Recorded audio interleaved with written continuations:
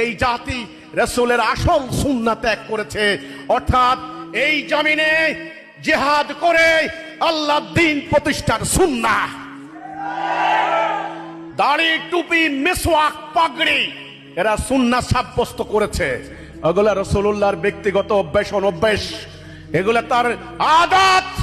কিন্তু আসল সুন্নাহ হচ্ছে মানব জীবনে আল্লাহর এই বিধান, আল্লাহর কোরআনের আইন কায়েম করার জন্য জান মাল দিয়ে জিহাদ করার সুন্নাহ। আপনারা কি সুন্নাহ ধারণ করবেন? তবে ইনশাআল্লাহ আল্লাহর রাসূলের দোয়া, আল্লাহর রাসূলের স্নেহ ভালোবাসা আপনাদের উপর থাকবে। আপনারা কি রাসূলের উম্মত হবেন? আপনারা কি আল্লাহর প্রিয় মুমিন হতে চান? আপনারা কি সত্যিকারের মুসলিম হতে চান?